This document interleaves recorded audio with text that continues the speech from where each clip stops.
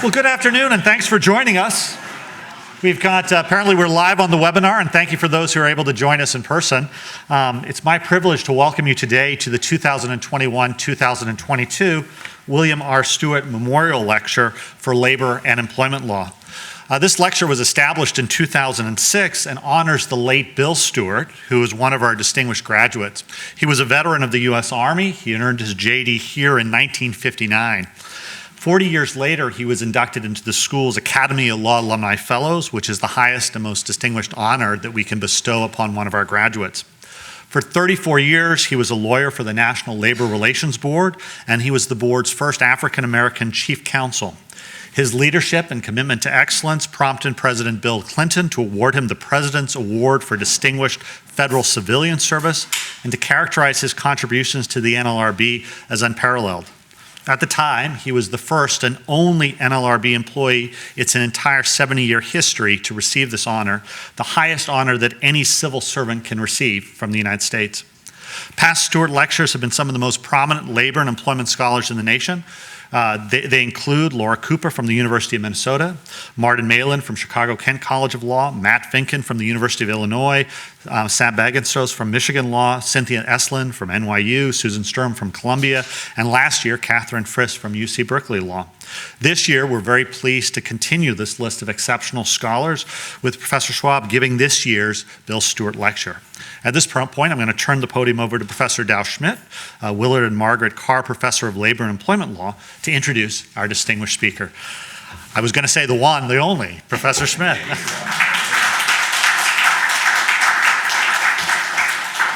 Thanks, Austin. Try to live up to the one and only. I'm very pleased to introduce Professor Schwab today. He's not only been a long-term academic colleague in labor and employment law, but he's also been a long-term friend. Stuart and I first met in the fall of 1979 in Professor Frank Stafford's class on labor economics at the University of Michigan.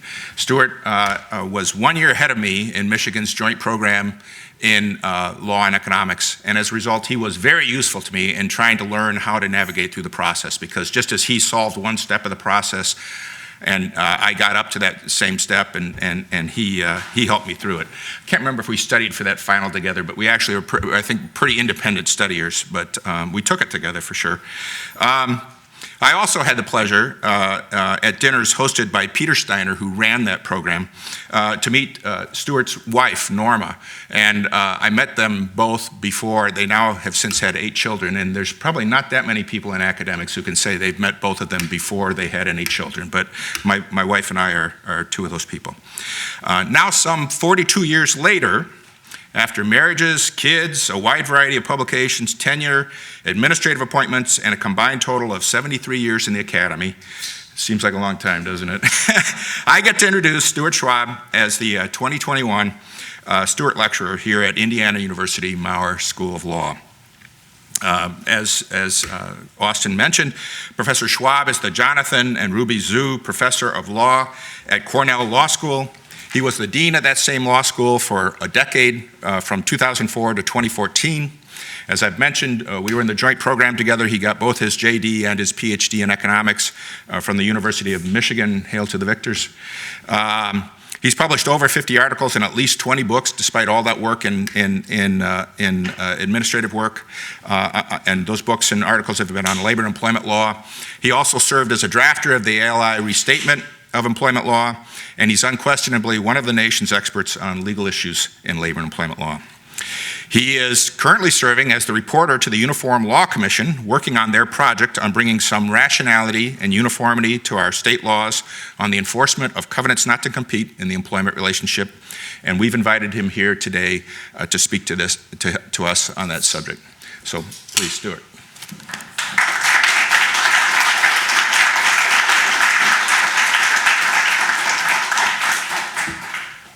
Thank you so much, Ken, for that introduction. It's true, we go back quite a ways, and it's always a pleasure to be here, and I've been here several times before, and it's a great pleasure. And it's my first academic trip in quite a while, and so I was determined to do it in person. It's great to see you all here in person. It's great to see others, or not see, but know that others are here on Zoom as well. I'd like to sort of start with a question. What do the states of California, North Dakota, and Oklahoma uniquely have in common? It's sort of rhetorical. I'm not expecting someone to come up and, but it's a touch of a puzzle. The answer I give, possibly there's other answers, but I'm not aware of it. These are the only states that refuse to enforce any covenant not to compete, any non-compete agreement. Otherwise, linking these three states might be a challenge, but I find that as an interesting start as I think about non-competes. What's a non-compete? A non-compete is an agreement between an employer and employee that the employee won't compete, won't work for someone else after work with the first employer ends. So it's after you quit or after you're fired. It's an agreement that you won't work elsewhere for a competitor. It's also known as covenants not to compete, do not compete clauses, non-competition agreements. It goes by other names as well. And it's one of the family of the larger restrictive employment agreements. You know, the non-compete itself, I won't compete at all, I won't work at all for a competitor after this job ends. That's the head honcho of the family. But there's also non-solicitation agreements. Well, I might compete, I might work elsewhere, but I'm not going to recruit the customers of the first employer. Or a no business agreement, I might not do business with any customer of my former employer. Or a non-recruit agreement, I'm not going to recruit fellow workers to come with me to my new business or my new employer. Confidentiality agreements, also called non-disclosure agreements. While working for my new employer, I won't use or disclose, in particular, a trade secret or other confidential information, is also part of this family. Payment for competition, I'll solicit your customers, I'll recruit your fellow employees, but particularly if I do work for one of your former customers, you know, I'll pay you such and such back, often the fees that the employer got in the last year. Training repayment agreements, I agree that if you train me, if you send me to associate school or flight training school, and then I leave to work elsewhere, you know, I'll pay you back, are also all part of the family. The cousin to this family are no-poach agreements. That's an agreement not between an employer and employee, but between two employers. We won't raid each other's workers. Apple and Intel infamously had such an agreement, or allegedly had such an agreement. The Department of Justice went after them with an antitrust claim. I think that clearly violates the antitrust laws. Trickier when it's McDonald's having its franchises agree not to take each other's workers, and et cetera. But in any event, no poaches are a cousin, and that's just beyond what I'm going to be talking about today. So like I said, those three states refuse to enforce any non-compete: California, North Dakota, Oklahoma. The other end of the spectrum, how you could do it, this looks like a contract. We'll enforce it just like we enforce any other contract, meaning, was there an offer? Was there acceptance? Was there consideration? What about the defenses of duress, fraud, unconscionability? Yeah, this is just like any other contract, and that's what we'll do. No state treats non-competes like any other contract. What most states do is enforce a non-compete if and only if it's reasonable, in addition to offer, acceptance, consideration, no duress, etc. That's kind of bland. One version of this reasonableness test is, okay, we'll weigh the interests of the employer of the employee and of the public. That strikes me as equally vacuous in terms of giving guidance. Slightly giving a touch more precision is a two-part common law test. First, does the employer have a legitimate interest it is trying to protect? And for example, is it trying to protect a trade secret, or is it trying to protect its customer relationships? That's part one of that test. And then part two, is the agreement narrowly tailored, particularly in terms of geography, length of time, and scope of business to protect that legitimate interest? That's what I've called the standard common law test. And the restatement of employment law, which I was one of the reporters on, kind of puts that as the common law test.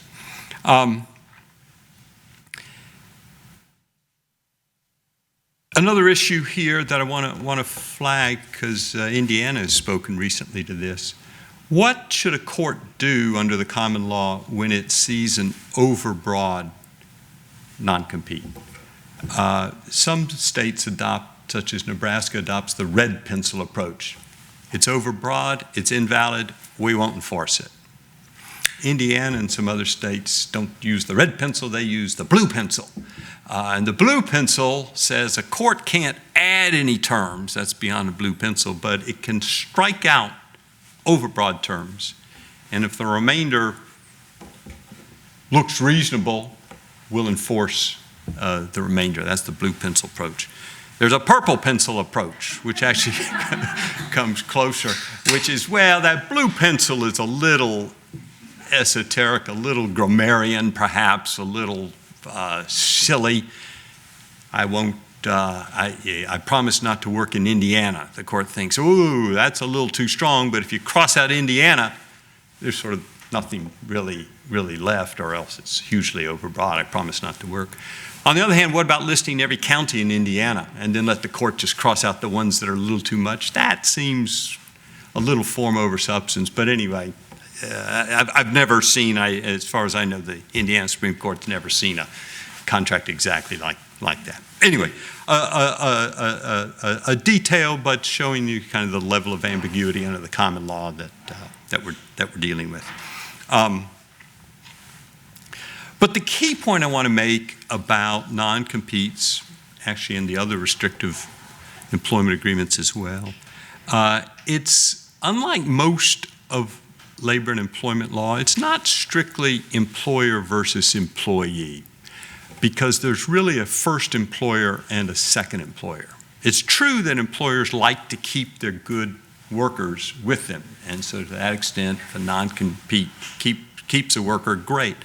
But they also want to hire workers that have experience elsewhere, and so to that extent, employers are on both sides. They don't want an overly onerous non-compete that keeps them from hiring experienced workers. So I think this is an interesting area of employment law on that ground alone, that unlike just about every other, I mean, maybe we could come up with another one that's not strictly employer versus employee, but this is an important part of this area.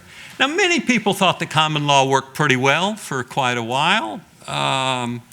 Everyone agrees that in connection with the sale of a business, a non-compete can be okay, can be reasonable. Even California agrees with that. Most states think that non-competes work okay for other groups of select employees, CEOs, other very high-level employees, maybe people with access to trade secrets in your research and development project, some high-level salespeople that are out there interacting with your customers. Now, of course, being the common law, there's a little bit of uncertainty. That reasonableness test is undoubtedly a touch mushy. Other issues, what about an employer who fires the worker and then tries to enforce the non-compete? Can that be done, or is that fair? The common law has answers to this, but it's usually, yeah, that's a factor in the mix rather than being overly definitive. I've already flagged the red, blue, purple pencil variations that give some level of uncertainty or at least variety to what the common law is doing in this area. Do the rules apply just to employees? What about independent contractors? What about partners in a partnership? Can non-competes be just regularly enforced, narrowly enforced, the same rules, the same standards? The common law, if you go into most states, one, there's variety on this. Two, a lot of uncertainty, or many courts haven't spoken there. And even some confusion on what's a legitimate interest. Particularly, an example, you just happen to be the best worker, the unique worker, the excellent worker. Why? Thanks to all the on-the-job training and experience you got with me. I want a non-compete to keep you from exploiting that training and knowledge you got for me. Is that a legitimate interest? Okay, so the summary. The common law non-competes worked okay. It's a little bit sleepy area, a little bit of an esoteric area. But the last couple of decades have seen an explosion in the use of non-competes. So it's no longer a sleepy area. As well as I think policymakers have a greater understanding of the dangers of some of these non-competes. Maybe California has the correct policy. That Silicon Valley with its swirl of little startups and employees seems to be doing pretty well in the high-tech space where they purport not to enforce these non-competes. And in any event, there's a variety of states out there with a variety of approaches. Very hard for nationwide employers to navigate all this. And so in some non-competes, a lot of people are starting to think, oh, it's a bit of a mess, the law here. And there's growing empirical evidence that this is a bigger issue than was once thought. The survey that's most commonly used here was actually conducted in 2014. It asked workers, comparable studies have also asked employers, how many of you got a non-compete, are currently operating on a non-compete? And the answer was about 20% of the workforce. And that's, whoa, that's far from esoteric or sleepy. I mean, that's a large number of workers. And then over the course of their careers, perhaps up to 40% of workers encounter a non-compete at some stage in their careers. The poster child is the Jimmy John's sandwich shop that infamously required all its sandwich artists. I guess you know who those people are, the people who make the little hoagie for you, were forced to sign an agreement that they won't work, I think it was for 2 years, within 3 miles of any Jimmy John's for another shop that sold sandwiches. And what's going on here? And there's many other examples along those lines. I find perhaps most interesting, what about in California, where they famously do not enforce these non-competes? If you survey there, about 19% of the workforce has a non-compete. There's really no difference. So what is going on? And there is evidence that these even unenforceable non-competes have a chilling effect on workers and a hesitation by second employers to hire that worker once they hear, ooh, you've got a non-compete? Yeah, I think I'll move on to the next applicant. On the other hand, there is some evidence that if workers, particularly workers who get notice of the non-compete before they start the job, hey, you know this job comes with a non-compete. Yeah, it's still worth it. Get more training, get higher wages than other workers. And so there's some evidence that in some situations these non-competes can play a net beneficial role. But the decreasing mobility of workers is an effect of these non-competes, and that's become a major problem in the United States. Our national myth is that we're a highly mobile society where we jump to the Sun Belt for higher jobs, and et cetera, et cetera. You can be born in the bottom 20% of the income stratum and then through mobility, et cetera, jump above. That's far less true than it once was. The mobility in the United States is decreasing. Most people don't realize this, but the labor economists have said this, and it's a big issue. Okay, some state legislatures have stepped in recent years. My count is there's been 18 statutes in the last 5 years on some aspect of these non-competes, and many more bills. A lot of them are for specific occupations. There's a number of statutes out there about physicians. There's a number of high-tech workers. Hawaii has regulated that. Broadcasters has it. Oh, by the way, I should point out to all us lawyers, in case you don't know, non-competes are unenforceable against lawyers. That's part of the ethics, canon of ethics in every state.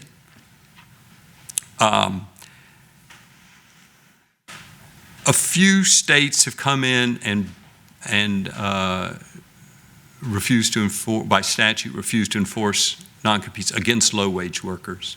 And then a few states have a bit more comprehensive regulation. I put on this list Massachusetts, Washington, and Oregon, and quite recently the District of Columbia.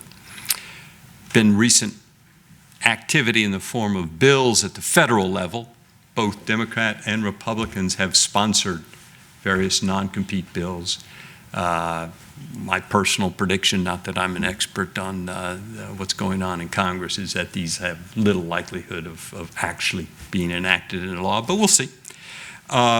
President Biden this past April did a major executive order on competitiveness that had 73 parts to it, but a couple of them were directed to the Federal Trade Commission and said you should use your rulemaking power to regulate non-competes. So the FTC is thinking about doing this. So there's action at the state level. There's talk, if not yet action, at the federal level. But still, most states rely on the common law to regulate these non-competes still. And into this cacophony steps the Uniform Law Commission. Has the time come to adopt a more uniform, statutory-based, clear approach? And the answer of the Uniform Law Commission is, we hope so. And we hope this is the statute that will do it. So a word on what the Uniform Law Commission is. First, it's also known as the National Conference of Commissioners on Uniform State Laws, but in recent years, it's one of its names, but in recent years, Uniform Law Commission is a lot shorter than NCUSL. This is the group that did the UCC, Uniform Commercial Code, along with the ALI, American Law Institute. It's also the group that did UETA, Uniform Electronic Transactions Act. It's closer to our project. This is the group that promulgated the Uniform Trade Secrets Act that 49 states have adopted that regulates trade secrets. Now, the Uniform Law Commission discourages acronyms because insiders know what UTSA is. Hopefully most law students eventually get to know what the UCC is without having to say Uniform Commercial Code, but acronyms are off-putting. So don't use acronyms is a recent message of NCUSL. No, we don't say that. We don't say that either. Okay. So a little bit more. So what is the Uniform Law Commission? It's kind of unique, but it's an amalgamation of states. It's funded by states.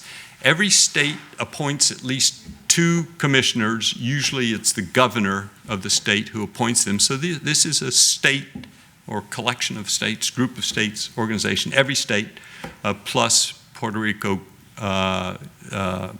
Virgin Islands, and Washington, D.C. have members. Each state gets 1 vote when it comes time to actually decide and promulgate these laws. And their self-described purpose, and I'll quote here from its manual, it's to promote uniformity of the law where that is desirable. who can be against that?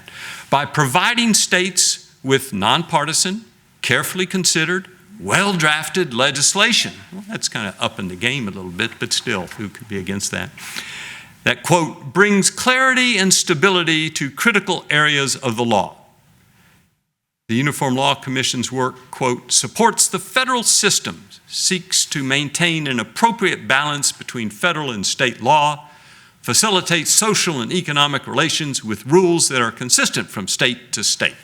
Okay, that's sort of its self-described mission of what it's going to do. Give you carefully drafted, thoughtful, nonpartisan laws for the states to adopt in a uniform manner.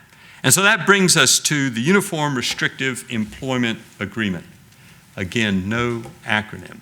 You can be thinking in the back of your mind what the acronym might be, but I'll mention that a little bit later. It was just adopted by the Commission at its July meeting in Madison, Wisconsin, which is my only other business trip in the last 2 years, other than being here today. And after a final style review, it was just last week that it was promulgated and put up on its website. And so as far as I know, this is the first group that's talked about the Uniform Restrictive Employment Agreements Act anywhere, because it's hot off the press, as we say. So what are the key features of the Act?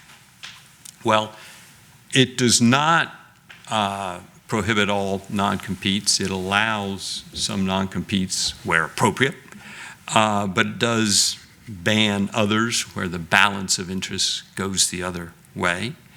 And we like to think it offers clearer rules rather than just reasonableness. Enforce where reasonable, don't enforce where unreasonable. And in part, the Act is codifying the common law that I described a moment ago, but in key areas it goes beyond the common law. So coverage. Well, the first draft of the Act, the title was Covenants Not to Compete Act.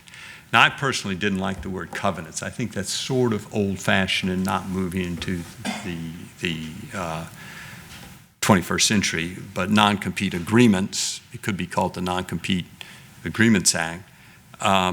But what about all those others in the family? What about the non-solicits? What about the confidentiality clauses, the payment for competition clauses, et cetera, et cetera?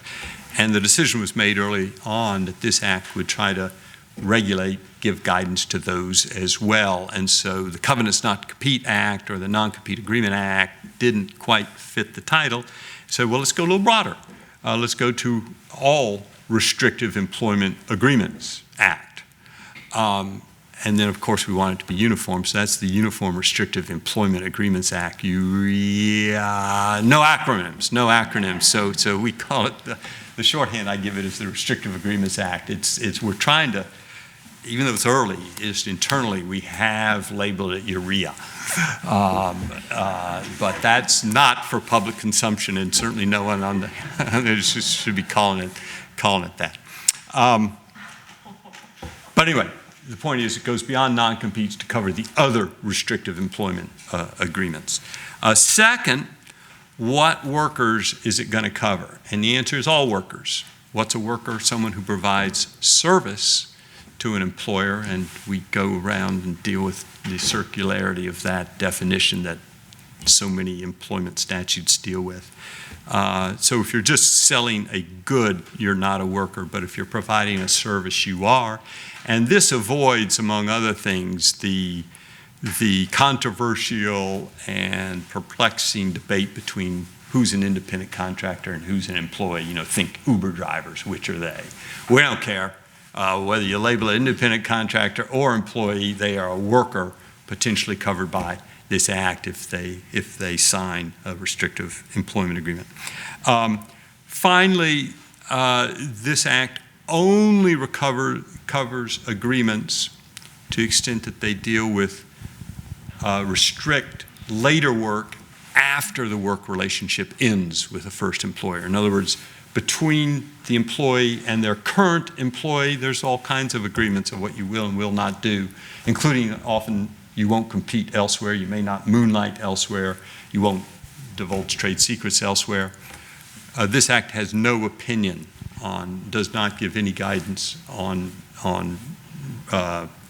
agreements between a worker and their current employer. It's only that agreement to the effect after the work relationship ends that this act is going to regulate. Now, the common law has at least three big challenges when it, I think, I would assert, regulates kind of any contract, when it comes to providing a lot of guidance. One is drawing bright line rules between groups, particularly groups that are going to be defined on an income basis. It's just something the common law absolutely recoils from. And there's just not going to be common law rules that are one rule for low-wage workers and another rule for high-wage workers. It's just, not something the common law likes to do. Second, the common law, and this is maybe not as universal, but doesn't really regulate the procedures much on how that contract came into place. It's more the substance of that contract. Now, there is procedural unconscionability, I'm aware, so it's not ironclad, but still, I'd assert that common law has a bit of difficulty with providing, in particular, notice requirements. And finally, the common law on contracts tends to say, okay, we aren't going to enforce this contract, but doesn't actually penalize the drafter of that agreement for insisting on an overbroad contract. And so this act steps in on all three issues.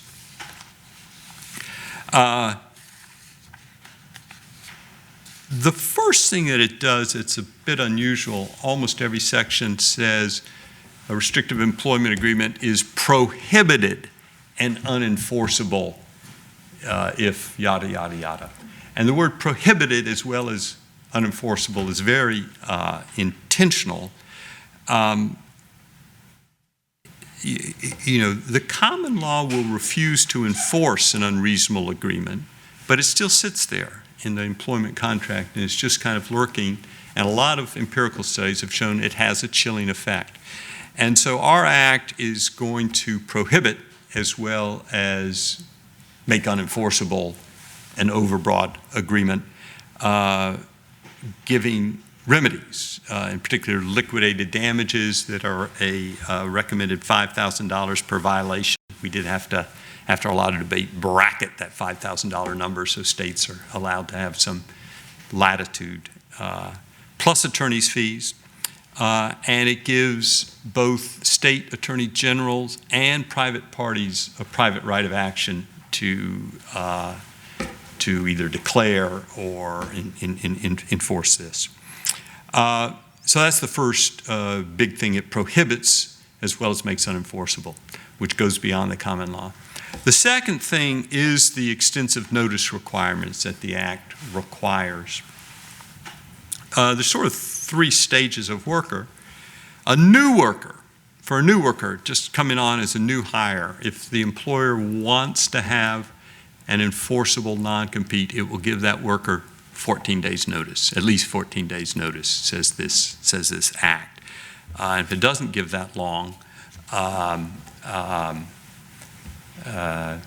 Act's, it's prohibited and unenforceable.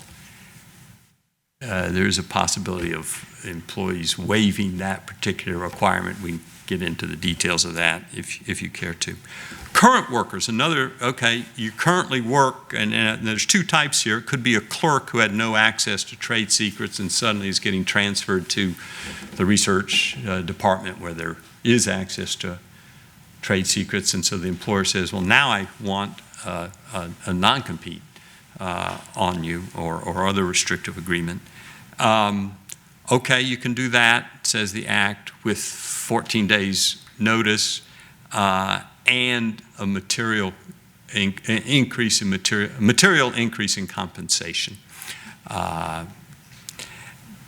And the other type of worker there, maybe you always had access to trade secrets, but the employer, for whatever reason, forgot to put a non-compete or other restrictive agreement on you. Can it now? The answer is yes, it can, with 14 days notice and a material increase in compensation. And then the third area is at an employer who's exiting, and typically this is a negotiated severance and other agreement, and sometimes there's a non-compete put in there. And again, that is permissible or requires notice, 14 days notice. That's a little bit like the Older Worker Protection Act under the age discrimination statute that requires for a non-compete to come in at that stage, 14 days notice, with the idea being the employer the worker can consult a lawyer if they want to, for example, or otherwise just ponder it. There's two parts of this notice. One is both sort of routine form notice and then bespoke notice. The Act says that an employer who's giving this 14 days notice has to give a form from the State Department of Labor that just outlines the requirements of this Act, so they just sort of know what is allowed and what's not allowed.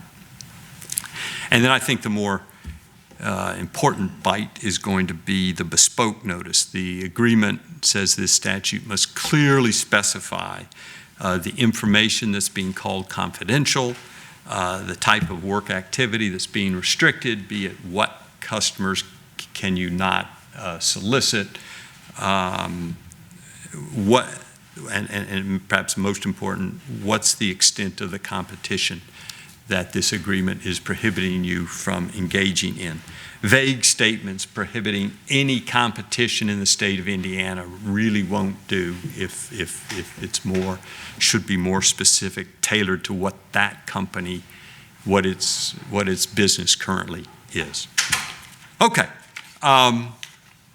Want to just point out a couple more features, and then I hope to get your reaction to this all. But now the third, and maybe most important all area where the common law has trouble dealing with is low-wage workers. Common law just can't set a clear rule. A non-compete is unenforceable against someone making $30,000. Now that can be a factor in the mix, particularly under that test where we'll look at the interest of employers, look at the interest of employees, look at the interest of the public. And I do think under the common law, there's very few non-competes that are actually enforceable under a low-wage worker. There's probably just not a legitimate protectable interest. But I could not possibly, and no competent lawyer could possibly say with assurance that that's true. Back to the Jimmy John's case. That's probably unenforceable. Sure seems ridiculous, but not merely the fact that they're only getting $25,000 a year is enough. So this statute says yes, it's prohibited and unenforceable for anyone making less, for any low-wage worker, which we define as making less than the annual mean wage. What's the annual mean wage? Well, one nice feature is it varies, typically goes up every year, so it's not a static thing like the minimum wage or a multiple of the minimum wage where we have to fight every 5 or 8 years when that gets there. In Indiana, by the way, this is, last year was just over $48,000 a year. So that's kind of the level we're talking about. Indiana is actually somewhat below the national mean. And we did mean intentionally rather than median. Median's sort of common. The mean will be above the median because those very high wage workers really can pull up the mean, can't pull up the median, and you can't make less than zero. Actually, you can't lawfully make less than the minimum wage. And so the mean is above the median. Nationwide, it's about $56,000, and there's going to be a range here. And this was intentional. Well, it was highly debated whether there should be a national number or state-based number, and in basically the lower income states, the idea was just wouldn't go for a national number. Just for interest, the highest state is Massachusetts at about $70,000 a year, and the lowest state is Mississippi, $41,000. The territories have wider ranges. The highest annual mean wage of all the jurisdictions covered by this statute, really by far, no, not Puerto Rico. That's actually the lowest. The highest is Washington, D.C. Its annual mean wage is about $90,000. So that's what they're doing in Washington, inside the Beltway, making plenty of money. Okay.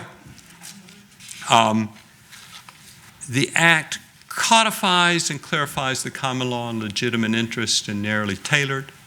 I'll just point out one thing, that a non-compete in particular is not narrowly tailored if another agreement would work good enough or as well. For example, you can't ban all competition if a non-solicitation agreement, I won't solicit your customers, pretty much protects those customer relationships.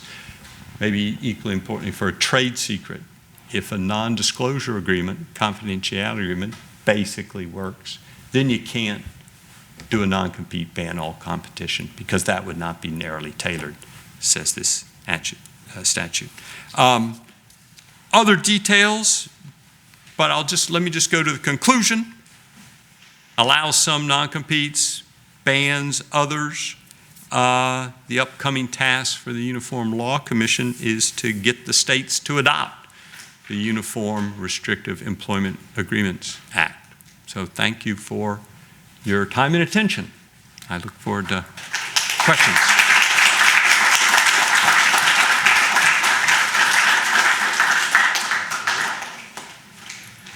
We do have time for questions and comments. I am monitoring the discussion online, so I can, if people that are out in the Ethernet have questions, they can pose those, and I will pose them for them. Otherwise, people can come down here. We have a microphone here, and we ask that you come down and use the microphone and then go back up the same way rather than going in front of the stage here. I'm supposed to announce the code for the bar credit, the CLE credit, is 67184. Who's got the ticket? It sounds like a winning lottery ticket or something. But please, any questions or comments?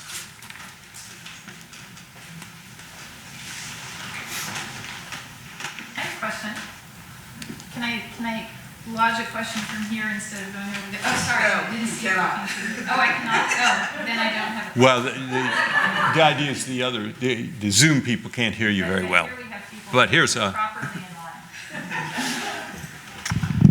Hello there. So with this proposed act that we're not using the acronym for, I guess, with Restrictive Agreement Act, if you want to be quick. With the Restrictive Agreement Act, what sort of factors does it use when balancing the interest of the worker with the company or the public? And how would those factors weigh something like a worker in an industry where the skills they've learned in that industry aren't readily applicable to pretty much anything else? So if they're not working with their current employer, they kind of have to work with a competitor. Okay. It doesn't distinguish any industries. Although in a severance clause session, it will allow states to continue to more tightly restrict, say, physicians or high-tech workers or et cetera. But the basic idea is for a non-compete, is there a legitimate interest, which has to be protection of a trade secret or customer relationship or the sale of a business or creation of a business. Those are the four that are allowed. And then it is just the narrowly tailored, is this narrowly tailored? And so courts will still have to balance it. A part that I didn't say in my opening remarks, perhaps I should have flagged this. I unintentionally skipped over it in my notes. There are clear outer limits on time. A non-compete can't be over 1 year, for example, unless it's with the sale of a business, in which case it can be 5 years. A non-solicit can't be longer than 1 year. That doesn't mean that anything less than 1 year, we're afraid when we started to say that might start being an anchoring point. And so, okay, all non-solicits are 1 year, or all non-competes are 1 year. And so within it, every non-compete, every agreement has to be reasonable as well, and it's possible that it's less than a year. So there are no safe harbors under this statute, but there are outer limits that are hopefully providing the clarity.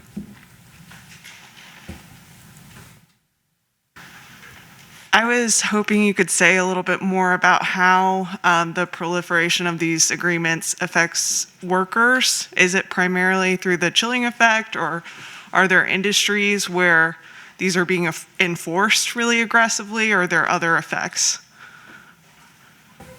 Good question. I think the survey evidence and the feeling is that these are proliferating in a wide variety of areas. For example, there have been cases where volunteers have been asked to sign these non-competes. What? And that gets back to who's a worker. Are they an employee? Maybe not if you're a volunteer, but under our statute you are a worker, so we would regulate that sort of thing. Perhaps a bigger one than Jimmy John's, because as far as I know, the other sandwich shops didn't retaliate with those agreements, so you can walk into another sandwich shop. Amazon required all its production workers to sign an 18-month non-compete. You will not work for a competing business if you're in that warehouse shipping their stuff out. Well, that's darn near every business in the United States, arguably, and so that is sort of massive. Under intense, basically just public pressure as opposed to, and threatened lawsuits, but public pressure, both Jimmy John's and Amazon have backed off that now. But the proliferation is big. In some sense, I think we've got what the economists would call an externality. We might be better off that, say, for example, no low-wage worker, just on balance, the mobility, et cetera, works. But for any particular employer, I think the gains of them not losing their workers, keeping their workers locked in, probably exceeds the more diluted. And, as long as everyone else, if all other employers don't have a non-compete, it is definitely in the interest of that particular employer to add one. But for reputation, the dangers to the reputation. And so to that extent, it's kind of an externality. We'd all be better off if we agreed not to have these, or not to have these for certain classes of workers. But the incentives for any particular employer to put it, and then it becomes an arms race kind of down to the bottom. And there's been examples just in lots of industries where they've become quite frequent. So thank you so much. This was fascinating. I'd be curious to know if there are any use of any kind of restrictive agreements by the government, both within the government, say within agencies, and outside from the government to private sector. It's a super interesting question. What about government employers? An earlier draft, we cover all workers, why not cover all employers? And so an earlier draft did that. And the current draft excludes government workers. The big issue that we ran up against is that an agency very often, and hopefully will say, if you work here at the whatever agency, you will not work for 2 years as a lobbyist for big oil or whatever. Now, very often they don't say that, but a number of at the state level and the federal level do have those types of restrictions. And we thought, well, on balance, those are good ideas, or maybe more neutral. They just bring in different factors to the balance that it would just be best that this statute only apply to the private sector. Thank you. Great talk. And I love the idea of the prohibited and non-enforceable for something like the low-wage workers, where it's a bright line rule, and it really seems like employers should be penalized for putting in place contracts that they know are not enforceable. But I'm curious where you are above that wage threshold, and it might be less clear whether or not this could be adequately addressed by a non-solicitation, or whether you really need a non-compete, or or other aspects of the narrowly tailored. Is there space for, under the Act, to say that's not enforceable, but you're not going to be subject to the fine? And if there's not, is there a concern that courts will be kind of sympathetic? Well, it was a mushy standard. It's still kind of a mushy standard. It doesn't really seem fair to punish them when it wasn't clear, and that therefore, they might hold things to be enforceable that without the fine there, they might not have. Right. No, a good question, and here's how we've dealt with that in a couple ways. For example, on the low wage, which is a very important part of the Act, we do make it prohibited and unenforceable if the stated rate of pay is a technical term, is less than the annual wage, and that's a defined term. But the idea being, you haven't yet been paid anything, but it's, hey, do we expect the stated rate of pay, and it can't be indeterminable bonus and stuff, is less. That's prohibited. But then what about, okay, the stated rate of pay was $70,000 a year, so you're definitely above, but often it can be over time, that's where you've stayed, or as it turns out, well, we don't credit bonuses, but you shift more to a bonus type of compensation, and you're below the annual wage later. That's an area. So the restrictive agreement is staying. It was valid when you initially entered it, but it's become, and now we say, unenforceable if it dips below the wage. So that's one area. More generally to the other things, what we say is that these penalties, liquidated damages we call them, because they're going to the worker rather than a penalty to the state or fine to the state. But these liquidated damages of $5,000 per violation an employer is subject to them only if it or is not subject to them, I guess I should say, if it reasonably and in good faith believed this was enforceable. And where this comes in particular is if you have a non-compete that says 2 years, there's no reading of this statute that can be allowed. And so the language will be prohibited and unenforceable for all those things. When we get to the enforcement section, the liquidated damages only go against employers who reasonably and in good faith couldn't think this was allowed. And I think those time limits are the clearest example. What you said, just on the balance, whether a solicitation agreement does or not, we do say it's a non-compete is prohibited as well as unenforceable if a lesser restrictive agreement would do. But I think it's highly unlikely, or a good argument can often be made by an employer. I thought the non-solicit was insufficient, so the non-compete was necessary, so don't stick me with these fines. And as was in many discussions of the Uniform Act, we aren't banning judges, and there'll have to be some judicial interpretation and I think this is a good example. I do have two questions from the online question at Q&A.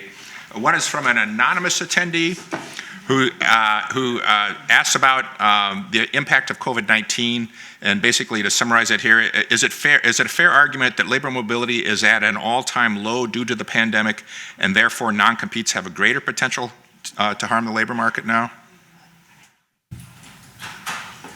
Yeah, an interesting question.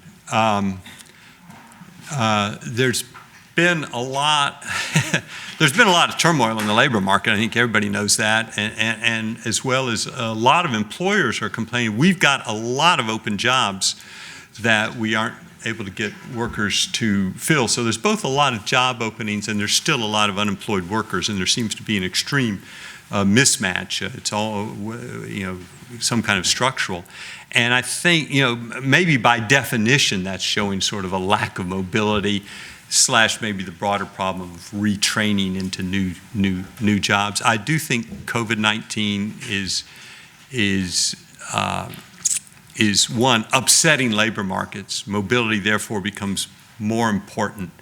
Whether COVID-19 itself is limiting mobility or is just making the need for mobility much greater, I'm not sure. That's a nuance that I could distinguish, but it is a big issue now. Okay, and I have one other question from Professor Orenstein, who's also online. She thanks you for the talk, but also she wonders about any insights about our former president's penchant for non-disclosure agreements and their effect on workers and the public's right to know.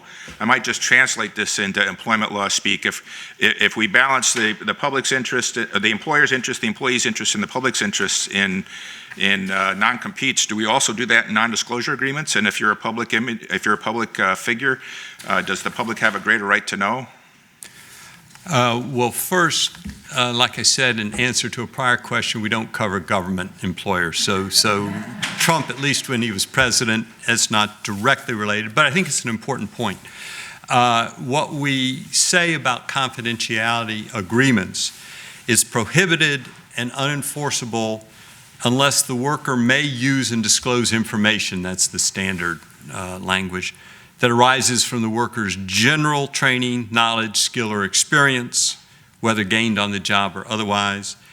And also it can't prohibit information that's irrelevant to the employer's business. And we try to, in the comments, get at a little bit what we mean by that. An example we give, the favorite donut of the tech manager can't be prohibited from disclosing.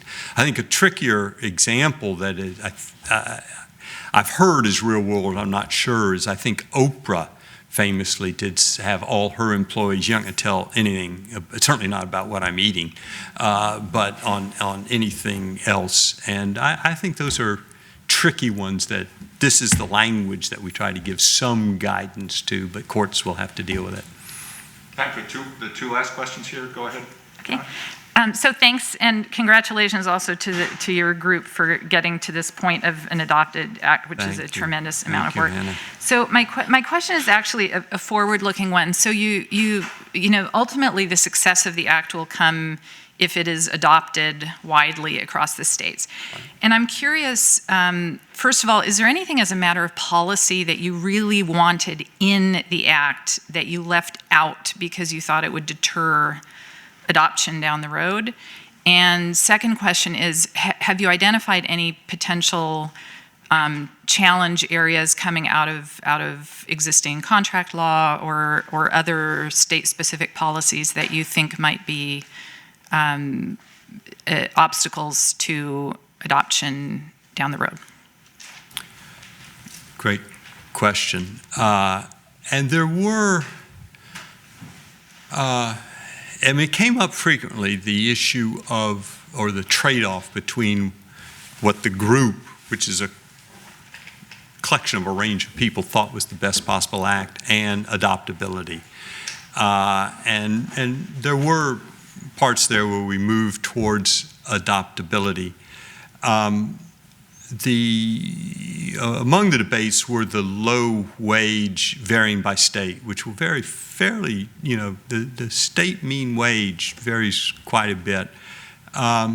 Still, on balance, I think I'm actually equally comfortable with that, so I don't think that's a major one, although it will help adoptability when we try to go down to Mississippi and say it's not 58,000, it's 30,000 is the cutoff there, I think. What got surprisingly little controversy during the process, it surprised me, were these notice requirements. It is going to bureaucratize hiring workers, I fear. Again, we didn't get into the waiver part that is in part designed to ameliorate that. But I think, the American employment law is famous for its informality and flexibility, we might call it. And this will say, no, if you didn't 14 days before that work started or the worker agreed to the job, whichever is earlier, show them the non-compete that you're now trying to enforce, it's unenforceable, not to mention prohibited with a $5,000 fine. That's going to, I think, when people think about that, it's going to give them some pause. The flip side is the substantial evidence that workers who have this sprung on them after they've started work are very much locked in and have no chance to negotiate or go elsewhere. And so that's why it's still in there. But to me, that notice requirements are the tough thing for bureaucratizing hiring a bit. Hi, I had a question about the penalty rate, and I was kind of interested why it was a flat penalty instead of being tied to like employer profits or revenue or even employee like wages. I think the basic idea is, well, there's twofold. A few states have done this, and so, and they've gone with flat numbers. And I think the reason for that and why we adopted it is that we want to make the takeaways from this statute as simple as possible. And the calculations as simple as possible. And then $5,000 fine is easier to say, certainly, than fraction of the corporation's profits, which, who knows what they are, without a lot of discovery and et cetera. Now, the worker's wage, maybe you would know, and conceivably that's a possible alternative. But the reason we went that way was clarity. There was quite a bit of debate. And some people wanted lower, some people wanted higher numbers, and so we took that as a sign. Maybe 5,000 is okay, although at the last minute, well, I don't know if it's last minute, we did decide to bracket that number, which is Uniform Law Commission speak for states are allowed to choose the number and still say they've adopted the Uniform Act.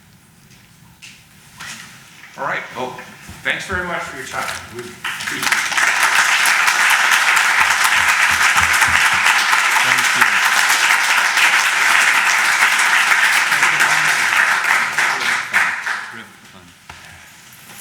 Thank you all.